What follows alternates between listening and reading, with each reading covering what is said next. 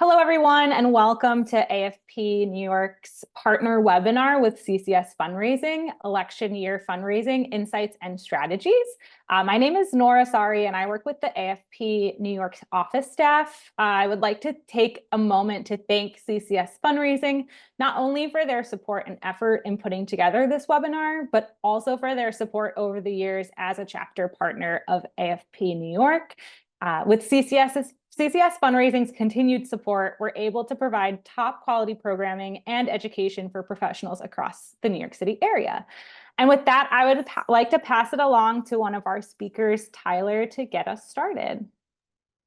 Thanks so much, Nora, and thank you all for joining us today. We're really excited to dive into this topic. It's something that we hear a lot about from our clients and from our partners. And so we want to kind of get in front of it and have an open conversation about election year fundraising and really take a look at what we've learned from past elections and importantly, kind of project out some strategies, some tactics for how all of us within our organizations can best prepare for the coming months.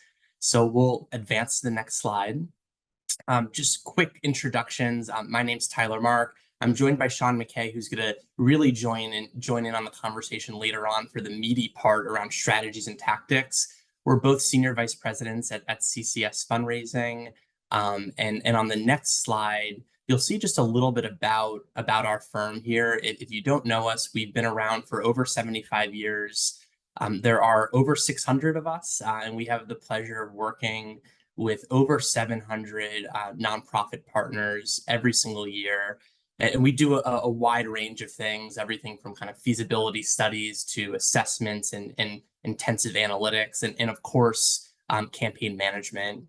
So we're a full service firm. And on the next slide, you'll see just a couple of our kind of client partners that we have the pleasure of working with. And today, we're excited to be able to take the experiences that we've garnered on a day-to-day basis and over the last several years, bring all of that to bear on behalf of you all and the organizations you're serving to kind of really think through how we can approach the next couple months of fundraising.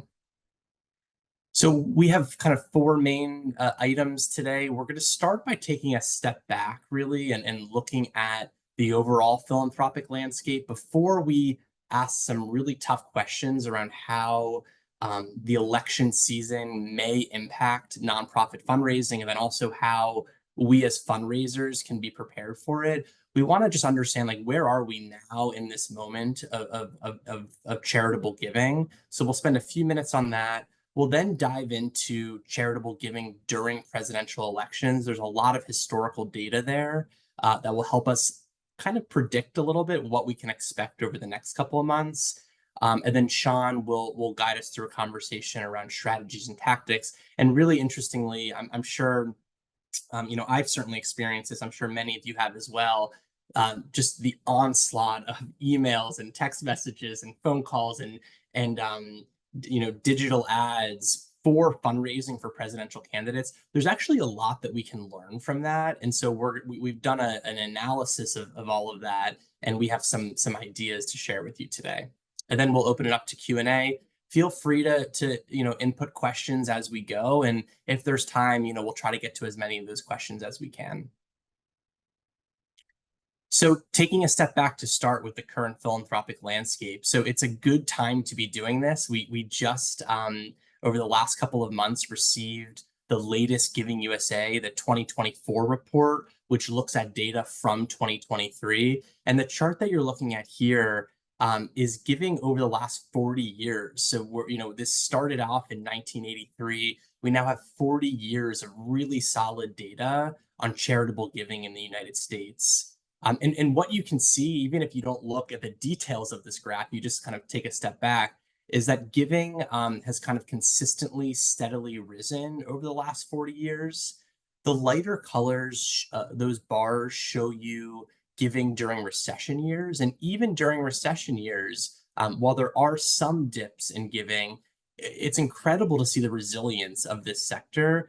What we know is that charitable giving bounces back faster than almost any other economic indicator. So folks kind of continue to be really generous, and the nonprofit sector kind of continues to thrive through the charity of individuals, foundations, corporations, and others. COVID-19, sorry, if you don't mind going back to that prior slide, I'll let you know when to advance. COVID-19, you see a big jump, right?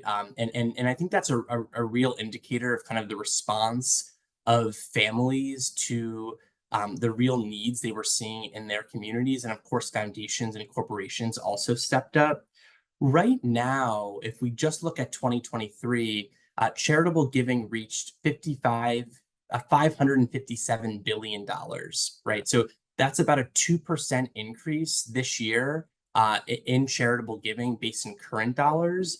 It is important to note, though, that because inflation was so significant during 2023, charitable giving, when adjusted for inflation, did decrease. So, like, just to say that more plainly, while there were more dollars given in 2023 than 2022, the value of those dollars was slightly less because of the impacts of inflation.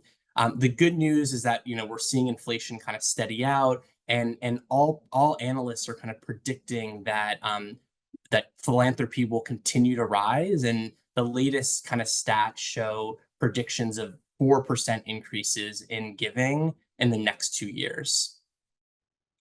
So on the next slide, this is a look at the sources of giving, and on the left-hand side, you could see what the breakdown was between individuals, corporations, foundations, bequests in 1983 versus 2023. The big thing to take away here is that there's a kind of a continuous trend really over the last decade, which is that fewer donors are contributing larger gifts, right? So it's the donors down, kind of dollars up trend. However, 2023 also saw a really big increase in mid-level giving, which I think, as kind of a fundraiser and working with nonprofit organizations, is really something to celebrate. We know that those kind of mid-level, often monthly donors, not only provide kind of the sustainable, consistent support that nonprofits need, but in addition to that, they are the pipeline for future major donors. So we're seeing a real strong presence in that mid-level range. I think if you look at these two charts, probably the most obvious and the biggest trend is the change in the distribution, right? So foundations are making up a much larger percentage of the sources of giving. And in many ways, they're kind of eating away at individual giving. And I think, the immediate kind of gut reaction to this chart when we typically show it is, oh, wow, we have to change the way we're raising money. We've got to pull back on individual fundraising. We've got to put more resources into grant management. And our advice here would be to kind of to slow down on any changes, and really, in fact, to maybe double down on individual giving. And here's the reason why. The reality is that the increase in foundation giving is driven by individuals being more sophisticated and thoughtful about the way they give money away. So more and more individuals and families are choosing to give money through family foundations and other sorts of foundations to ensure that their philanthropy is of great impact and is most strategic. So actually, instead of kind of moving away from individual giving, the real trend here, and what the data shows, is that we need to be spending even more time stewarding and cultivating individual donors, because they're being even more thoughtful and kind of deliberate about the way they're making gifts. On the next slide, just really briefly, this is a breakdown of where the dollars are going by sector. And what you'll see is there's a fairly even distribution among the top 6 sectors, and then kind of environment, international affairs, and the arts make up a much smaller fraction. The most important trend to note here is that religious congregations are receiving some of their lowest share on record, right? In the 50s, the 60s, even through kind of the 90s, religious entities and congregations were really dominating the philanthropic sector, and we're seeing that change over time. We're also seeing some segments, like the human services segment, really thrive. COVID-19, folks were giving more and more to kind of their local organizations, food banks as an example, and kind of the giving to those sorts of direct service, human service organizations continues to increase as kind of an overall percentage of the pie. The last slide on overall charitable giving to kind of frame our conversation today is taking a look at giving based on generation. What you'll notice from this data is that older donor segments kind of continue to still dominate. In fact, nearly half of all fundraising comes from gifts that are more than $50,000. And almost all of those gifts are coming from those two kind of oldest generation segments. However, of course, like we know that the younger generation, real bright spots. I mean, you take a look at Generation Z, strong giving from that generation.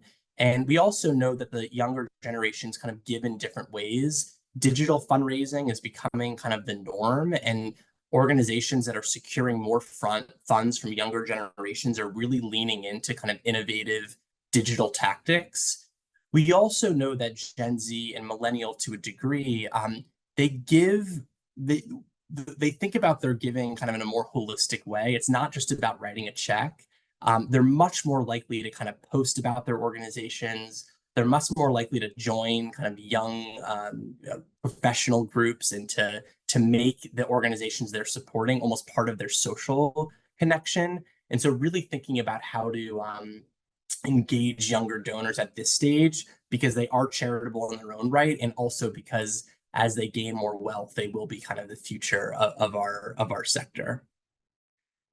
So now we're going to move into charitable giving during the presidential election, right? That whole section was all about just the overall landscape of where we are with giving, but we also have some great data on giving during presidential elections. So on the next slide, here's the good news. Just to say it, really plainly, in the last 10 presidential elections, philanthropy only decreased once. And I'm curious if folks want to put in the chat or otherwise. Like I imagine it's a bit of a surprise to people because we get a lot of questions about this, and I think there's some natural kind of anxiety around this end of year giving cycle, given kind of the loudness of the presidential election. But really only in 2008 did that have a negative impact. And honestly, most analysts, when they look at 2008, say that there's almost very little correlation between the election itself and giving. It was much more driven, that decrease was much more driven by negative economic factors.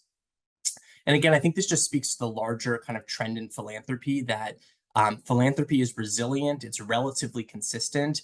We do know, however, that there are going to be some winners, there are going to be some losers, right? This is a moment in time where some nonprofits will benefit and some will suffer a little bit more. And so Shawn's going to really help us understand how to be in the winning camp, but it's good to know that overall the data is positive. On the next slide, I think it's important to note that during these election cycles, these major election cycles, you do see many foundations in particular making kind of targeting their mega gifts towards election-oriented topics. Mostly you can think about like kind of democracy, voter registration, and things like that. So examples of some of those gifts are here on the right. Again, these are big dollar gifts. I would stress again that on the aggregate, giving towards these causes is relatively low, and it has a relatively low impact on changes from prior years, right? There's not big changes in kind of where money is going based on election years, but there are some mega gifts that go towards some really important topics that are on people's minds. On the next slide, we're paying close attention to giving to political candidates, right, and the impact that might have on giving to charities. There is an assumption here that as people are tapped to give to their kind of candidate of choice, and as they are kind of inundated with communications, there's an assumption that has a negative impact on folks giving to nonprofits. We actually know, and you can go on to the next slide, that is very temporary, if anything. And in fact, folks who give to presidential candidates are also giving more in those election cycles to the nonprofit organizations they support. It's a really interesting phenomenon. And what most people think is happening here is that the presidential election is kind of raising awareness around causes that people care about. And at any given kind of September, October, November, we're maybe less focused on the social causes, or donors might be less focused on the social causes that they care deeply about. But during a presidential election, I don't think anyone can hide from the realities. And so as that awareness increases, folks are both giving more to presidential candidates, and you can see that that has increased significantly from 2016 to 2020. But they're also giving more to the charities of their choice. And you'll see this chart shows just the relative, like kind of how relatively low giving is to presidential candidates during election cycles versus overall charitable giving in those years. It's a tiny fraction and has a pretty negligible impact on nonprofit fundraising. On to the next slide. We got several questions, and thank you for submitting questions in advance of this. And many of the questions were about rage giving, which is an interesting topic, and it is a real thing, right? It is not. It is quite temporary. It only lasts a couple of months, and again, like when you look at the aggregate, it doesn't have a major impact on kind of where money is going or kind of the quantity of overall philanthropy. But again, there are organizations that really benefit from this, and there are some individual organizations that struggle as a result of this. So what is rage giving? What it means is that following presidential elections, there is a tendency for donors to give more to causes that are associated with the losing candidate, because they're fearful that those causes are going to be hurt by that losing by the winning candidate. On the flip side, organizations and causes that are associated with the winning candidate tend to see less engagement and fewer donations following the election cycle. And the theory goes that donors feel that their causes are kind of well taken care of now that their presidential candidate has won. A great example of this is giving to LGBTQ organizations following the 2016 election. There was a major increase in giving. Again, I will stress it was temporary, and it did level out quickly thereafter. But organizations on an individual organization basis that took advantage of this moment, in many cases, were able to collect a bunch of new donors, were able to cultivate, steward them. And then if they, kind of took the appropriate steps, were able to be successful in continuing to engage them thereafter. So rage giving is definitely a thing. It could have an impact, and it's something that we're going to be, taking a close look at, over the coming months. So, that is our first two sections, and I'm going to pass it over to Shawn. What we've really learned, just to recap, is that giving is quite resilient, including during presidential election seasons. But there are organizations that kind of implement specific tactics during this end of year giving season to benefit themselves. And there's some organizations that are not doing that, and they tend to kind of fall a little bit behind. So Shawn's going to help us understand really, how we can be at the forefront of fundraising strategies during these next few months. And I think really interestingly, like, what can we learn from political fundraising? There's so much active political fundraising happening right now. And Shawn will share with us, like, what tactics we're seeing in that sphere that could benefit the nonprofit sector. So Shawn, over to you. Great. Thank you, Tyler. Good afternoon, everyone. I hope you're all doing well. We're in a webinar, so we can't see your faces, which means that Tyler and I only have each other to play off of. So if you have a question, put it in the Q&A. We'll keep an eye on that. I've tried to answer via type the few questions that have come in so far while Tyler was presenting. We do have a few questions that came in through the registration process, and we'll get to that. We're going to try to leave a good 15 or 20 minutes here at the end for a discussion. I think Tyler did a great job of kind of articulating the actual impact of federal election year fundraising on philanthropy. The fact that people who give to campaigns tend to actually increase their philanthropic giving, actually means there's probably more opportunity here than risk. Um, and maybe this would be a different topic for a different webinar. Maybe this is a little too kind of scandalous to say, but I would say that the 2017 tax cut and the inflationary pressure we've experienced in the United States has probably been the two largest drags on giving over the last decade, as compared to campaigning, federal election campaigns. So I'd love to really kind of switch gears, well, and talk about, as Tyler mentioned, what can we learn from this? What tips and tricks can we capture from political campaigns? And so we'll go to the next slide um, and talk a little bit about fundraising kindergarten. We all know these, the timeless pillars of philanthropy or philanthropic fundraising, case leadership prospects plan. Want to just use this as a general structure to drive the rest, the next few slides, to talk about what we can learn, or what tactics, what strategies can we lift to improve our nonprofits fundraising activities.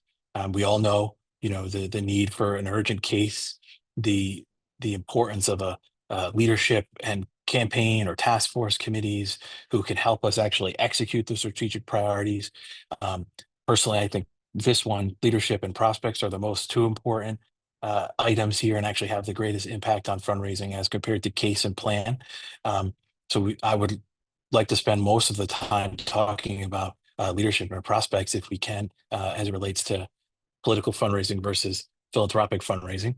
And obviously the plan is the thing we have the most amount of control over. So we should spend some time there as well.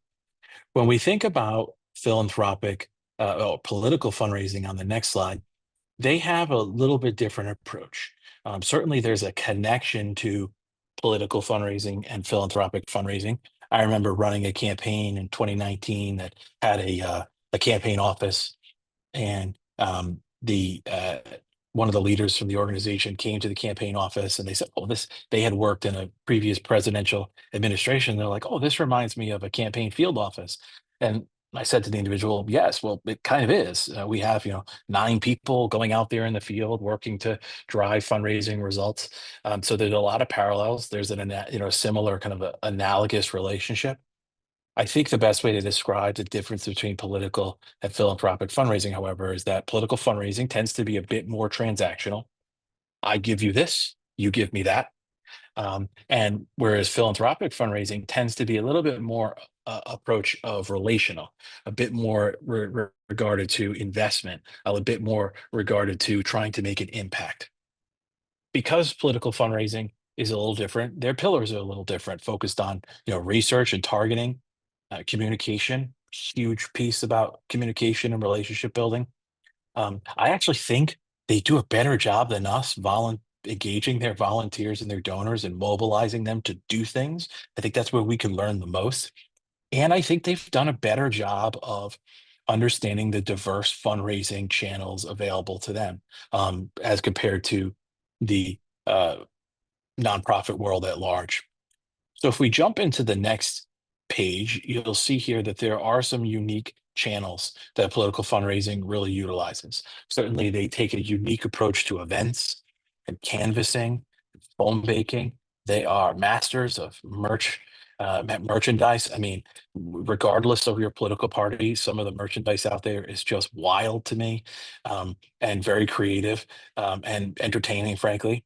I also think that they've done a better job of trying to drive more digital and online engagement, whether that be recurring gift prompts, use of social media, digital advertising. And as Tyler mentioned, we're likely to either get a text from George Clooney or Hulk Hogan in this next hour, depending on which political party we may be affiliated with. So we've been getting a lot of text messages of late and emails.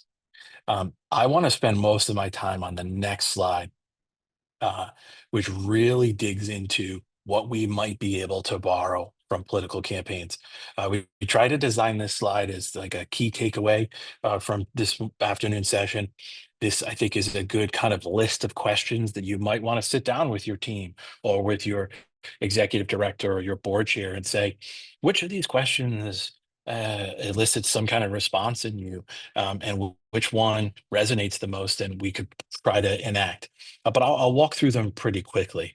When I think about our case, our messaging, our compelling and urgent why, I think there's a lot we can learn from political fundraising, but I think it generally is about how urgent are we making the appeal and how emotional the appeal is.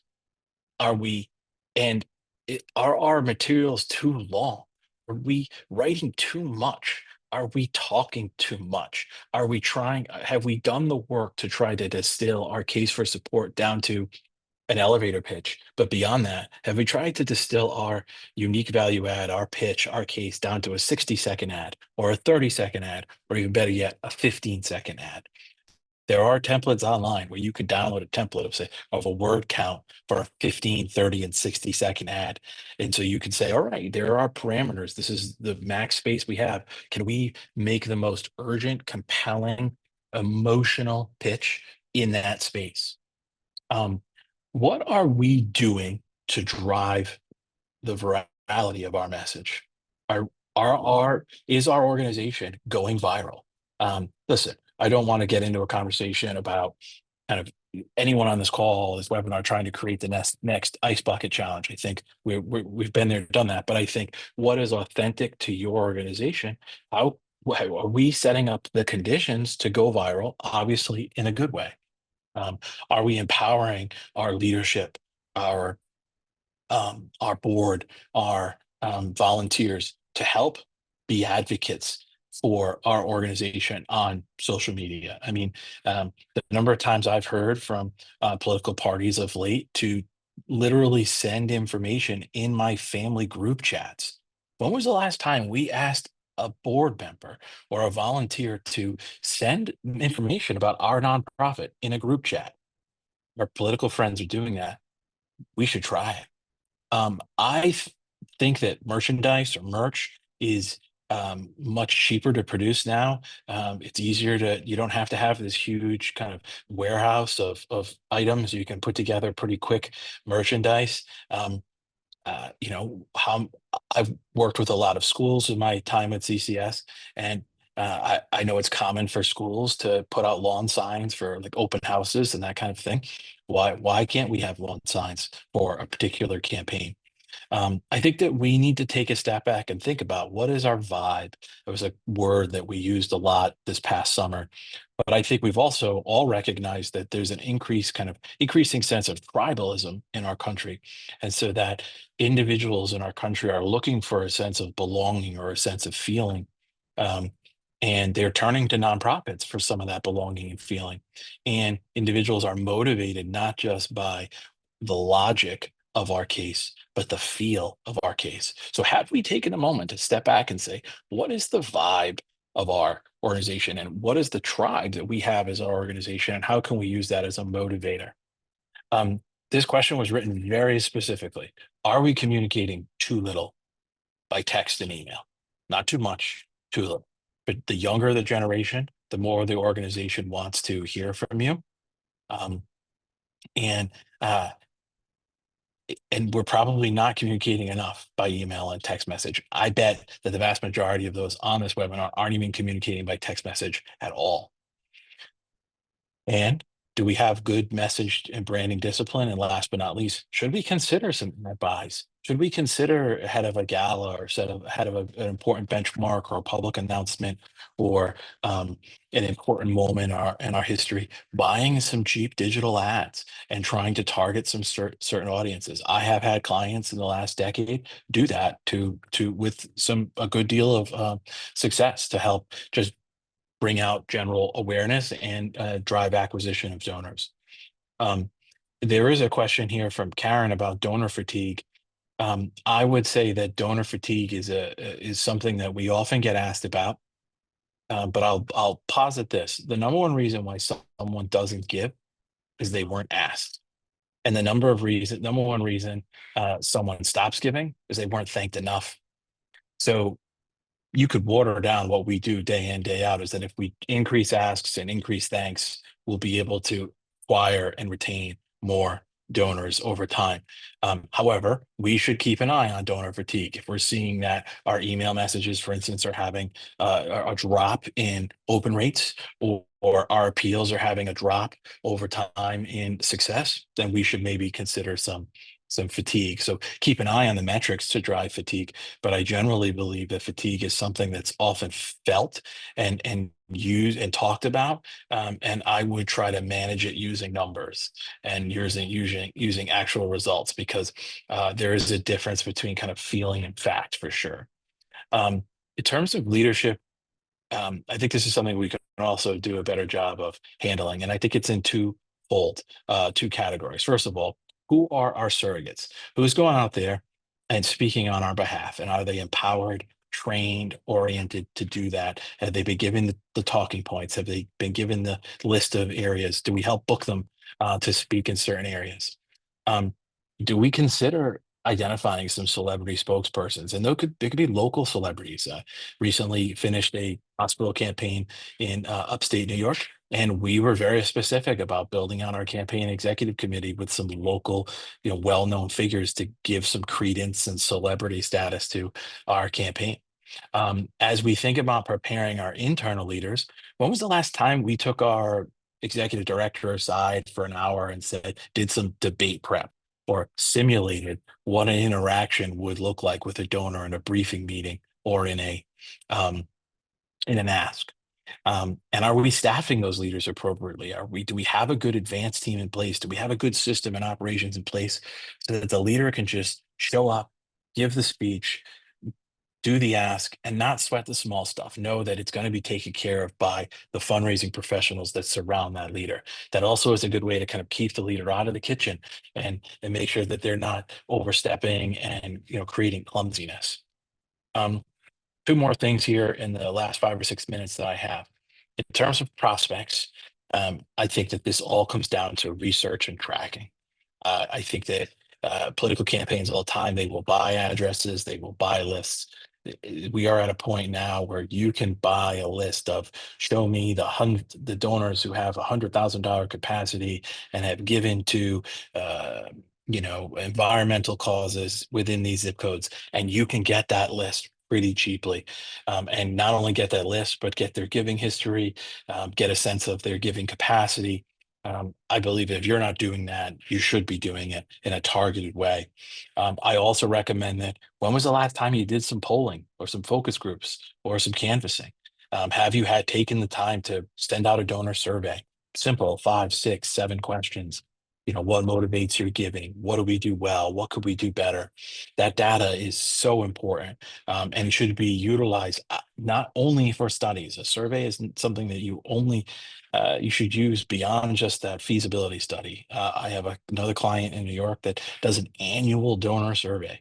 It is their annual kind of poll of kind of how they're doing.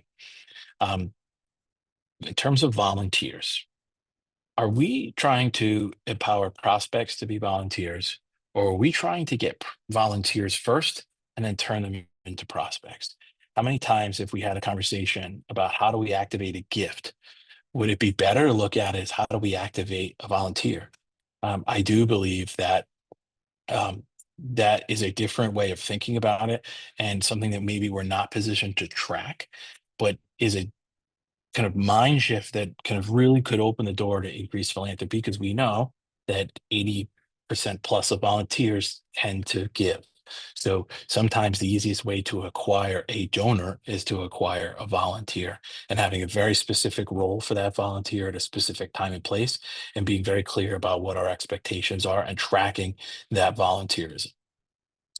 Last but not least, in terms of our plan, we all know the political campaigns do a much better job of kind of using benchmarks. How many times have we heard over the last 180 days about fundraising deadlines, and we need this many more millions to reach our deadline with the FEC? And so, really structuring our plans, the series of burst energy, where we're driving to the debate, or we're driving to the convention, and we're driving to election day. What is our election day? What is our debate? What is our convention? What are those benchmarks along the way in our plan?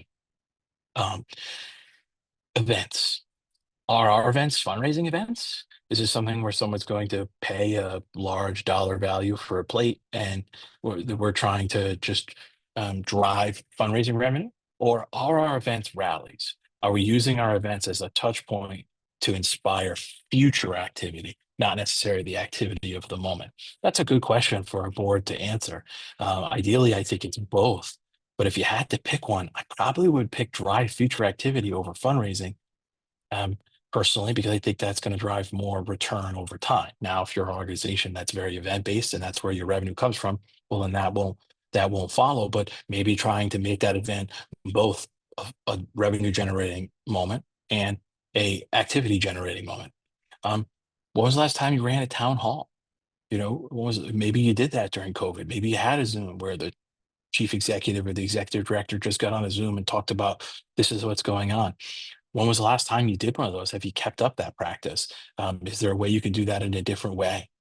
I'm going to highlight a couple more things here on the plan piece, but what's our path to 270? So we all know you got to get to 270 electoral college votes to win the presidency. And you know that every campaign has a map where they're saying it's a red state, it's a blue state, this is a toss-up state. What is that map? What does that graph look like for your annual fund? What does that look like for your upcoming gala? What does that look like for your campaign? CCS, we would call that an annotated table of gifts, where we say we need this many gifts at X amount, and here are the people we can potentially get it from and when we can get it. That's our path to 270. I think you have to have your path to 270 for sure. I'll hit two more points here, and I think we can probably open it to discussion after a few more slides. Would be I would be curious how many on this webinar have a recurring gift prompt on their online giving portal, whether that's literally there when you're saying, okay, I'm going to make a gift of $100 at this date and time, and here's my credit card. Does it then ask you to evergreen that gift and make it recurring? Or better yet, does a pop up and say, would you like to make this a recurring gift? Every political party and candidate is utilizing that recurring gift. And we know that a recurring gift is going to drive more, more giving over time. I've got two more slides here that I really want to drive to the Q&A. So we can go to the next slide. I know I spent a lot of time there, but hopefully I wanted to get it on one page. So if you walk away with one page, you have it all there kind of organized. This is from the New York Times, and I think it's a good illustration of message consistency. They did a word count of word usage during each of the two conventions, and you get a real sense of kind of the message discipline that both political parties utilize, and how they're different. When was the last time we looked at our case statement and did a word count analysis of our case statement? We might be surprised the words that come up, are those the right words that we want to be identified by? On the next slide, I believe we highlight the kind of major gift strategies. We haven't talked a lot about major gift strategies. Major gift strategies are certainly an element of political fundraising, with big gifts, mega gifts, particularly in the PAC arena as compared to the FEC election arena. So I don't want to forget that in any way, shape, or form. CCS talks a lot about major gifts, so I don't want to go into it a lot here. I really wanted to focus more on the grassroots style fundraising. But we all know the moves management for major gift strategies. And if that's something you need some help with, please let us know. We'd be happy to help. There's tons of resources in that regard. There's one more slide, and then I'm going to jump into Erica's question here. Would be, we know that political donations spiked in 2020. But donors still give to charities, as Tyler identified, and civic engagement actually there's evidence to suggest that if you give, you're more likely to political campaigns, you're more likely to give to nonprofit charities. If you don't give to campaigns, you're actually more likely to decrease your giving as well. That's the other side of that coin. So pay attention to that FEC data. The people in your database who are giving politically are probably your best prospects in this year. Also, this is probably the best time to acquire younger donors. There's plenty of data for that as well. Of course, we want to practice empathy and awareness and compassion. And I think this goes to Erica's question about helping client fundraisers navigate difficult political conversations. So there's heightened emotions at this time. Federal elections have an impact on our personal lives, on our donors, on our staff, on our volunteers, and we want to be sensitive to that. And then the last thing I'll offer you before I jump into Erica's question would be stay true to your mission and over communicate with your donors. The more you thoughtfully communicate your relevance today, the more relevant you'll be the day after the election and every day thereafter. So I think I'll jump into Erica's question first here about helping clients, helping fundraisers navigate difficult political conversations. And Tyler, jump in here if you have a different take or things you want to add. But I would say you would want to start by knowing your audience. Okay, know who you are, the organization that you represent, and knowing your audience would be first. I think that goes without saying. I personally try to focus more on civic engagement and democracy as compared to politics. So kind of rising above the politics. I think a good example of this is that we have a longstanding relationship with National Urban League, and my colleague Shawn, who's been working with NUL for a number of years now, he specifically, so obviously working with the National Urban League, you're going to have political conversations. It's just natural. He has a rule that he doesn't mention any candidate by name. He only refers to them as the Democrat Party or the Republican Party. And it's a way to kind of focus more on the institution and rather than the individuals. Certainly, you might have a donor who wants to take something political and enter into a very charged political conversation. In that instance, I would recommend kind of being diplomatic, certainly being respectful, and trying to pivot to a new topic and say something as simple as, certainly you're entitled to your opinion. Everyone has different opinions, and now let's focus on the task at hand. If you obviously disagree with them. So that would be kind of my take in a nutshell on that very complicated question. Yeah, it is a complicated question, Shawn. If I could just add, I think one of the things that we learned during COVID was, organizations had to work really hard in many cases to kind of be relevant, right? There was a lot of things going on in people's lives, and there was a lot of fear that donors were going to kind of lose consideration for various organizations. And I think there were, in trying to stay relevant and in trying to kind of stay in front of donors, I think some organizations really stayed true to themselves and they were authentic about, what they care about. And some organizations maybe were too overtly trying to kind of stay relevant, right? Like, during this difficult time, you should give to us now more than ever. Well, it's like, really, like, well, how are you related to what's going on here? And so like that, the big takeaway for me is just authenticity. I think you said it really well. You know who your organization is, know who your donor is, and don't try to spin the situation, right? And be authentic. And I think some of our clients have been really successful with being bold in their kind of beliefs and their kind of social causes that might kind of have a political element to it. And some organizations have made a decision that, to Shawn's point, like they're going to focus on their mission, and it's not related or it's not too closely related to an election, so we're going to stay out of it. So I think that's a decision that needs to be made kind of at the highest level of leadership, and then consistency thereafter is important. There's a number of other questions here. Are there any particular themes, Aubrey, asked, are there any particular themes that are emotionally motivating during election year? I think, here's my response to that. Going back to kind of the authenticity piece, I think it's really important that organizations don't try to pivot too much to stay relevant, because I think that donors will sense that.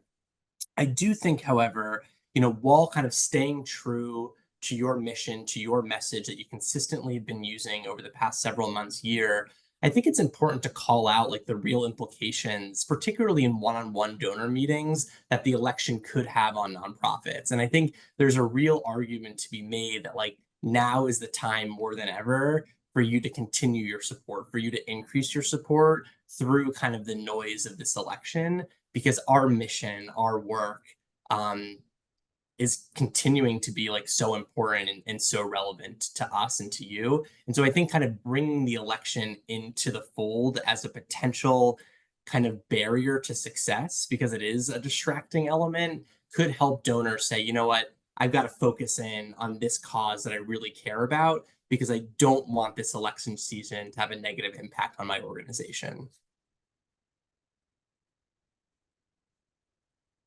Any questions here, Shawn, that you want to take on?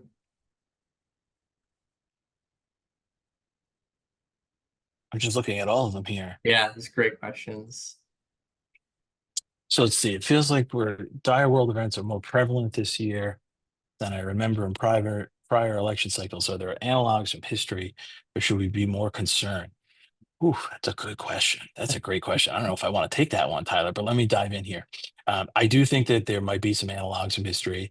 Certainly you can look at, any one of the years, whether it be 68, or you could look at 20, you can look at 2016. I personally don't think that we should be more concerned, but I think we should be as concerned as we always are in a compassionate way. And I think that if we feel like there are more dire world events, that's likely going to require more from our nonprofit sector. And so can we turn that into energy to driving our efforts, encouraging our board, encouraging our volunteers. I remember a presentation that we gave in 2020 to the American Red Cross. And like the first slide was just picture of disaster after disaster after disaster after disaster. And the takeaway was like there has never been a moment in recent history where it's been more urgent and more needed for the American Red Cross. And that was the rest of the presentation. So that's how I would attack that one. Yeah. And I think thanks, Shawn, related to Caroline's question of how can we stand out during an election year, and during kind of all of the chaos and noise. It's interesting. There's some organizations we're seeing kind of really lean into the chaos or the urgent need, right? And you see in email messages and communications kind of, it making it feel really dire. This is an important moment.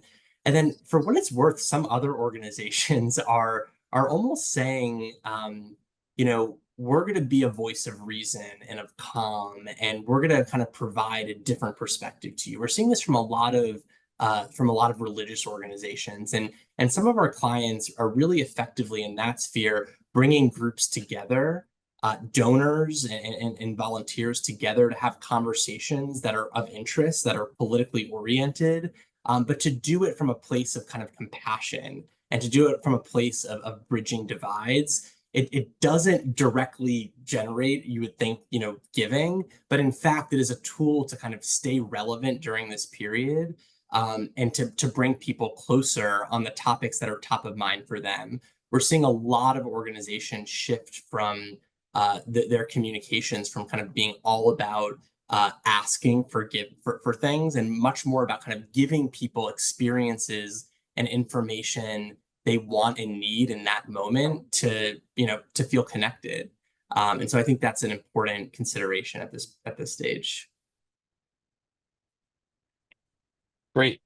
There was a question that was sent in through the registration process about kind of the ideal timing for year-end appeals, and whether or not you should wait until November 3rd or 5th to drop your end of appeals. Is that good or a bad idea? I would say start with, well, what is the habit? What do you typically do? Your donors have been conditioned probably to expect their appeal solicitation on a certain timeline. I would look at that first. And then if that timeline aligns with November 3rd or 5th, I would actually recommend maybe consider doing it a little bit earlier, not because of economic uncertainty. I think, as Tyler mentioned, over the, on average, federal election years actually shows a positive market outcome at year end. It tends to be uncertain up until the election, and then it stabilizes. But because of the last question, because of competition for attention. So I might pull it forward a little bit because you're going to be competing for attention, and then maybe budget or plan for having some kind of follow-up appeal after the election so that you could pull some of those gifts forward, see what happens with those early returns, but then also have a follow-up plan for after, shortly after. Because it's also, keep in mind, that all signs point to this is not just going to be an election day. It's going to be an election week. We will not know who won the election that evening, likely, with the number of mail-in ballots. This is going to take time to figure out. So it's going to dominate attention past election day. The number one, I think the top three risks in election year are actually competing for attention is actually outweighs economic uncertainty. Mhm. Great. And you know, I think the final question in the chat here is around handling a major donor who states their gift is contingent upon a certain candidate winning. That's a tough one. I think it reminds me of a lot of the solicitation trainings we do for volunteers. And it reminds me of what we suggest folks say when you're sitting in a solicitation meeting and someone says no, or I don't think so. And really the key advice here is to like be very respectful, right? I mean, they have the right to make that decision, and certainly this donor has the right to make that decision for themselves. But I think really importantly, like try to keep the conversation going. And I don't mean in that moment, but I mean through the course of the coming weeks, continue to engage with them, continue to share updates, to continue to remind them of kind of the importance of their potential gift, so that regardless of the outcome of the election, hopefully it's in your favor, Rebecca, for this donor, but regardless of the outcome, you've done your job of kind of consistently communicating the importance of their support regardless of the outcome of the election. So I know we're a couple of minutes early, but I think we've gotten through the questions. And Nora, I don't know if you want to close us out or if we should kind of close out directly, or Erica, if we're passing it to you. Yeah, I'll close us out. Shawn You. and Tyler, thank you so much for a fantastic presentation this afternoon. We had 60 people on the webinar today, so clearly this topic was very important to people. Everyone, I just want to thank you so much for your attention and for joining us today. AFP wants to continue to provide partnerships like this to bring you free resources. And there's another webinar coming up on October 10th. Please see our events page so that you can learn more about the events that AFP offers. And we're so grateful to CCS Fundraising. We love partnerships like this to be able to bring you guys resources to do your jobs better. The world is changing rapidly, and we need our fundraisers out there doing this good work. So thank you again, Tyler and Shawn.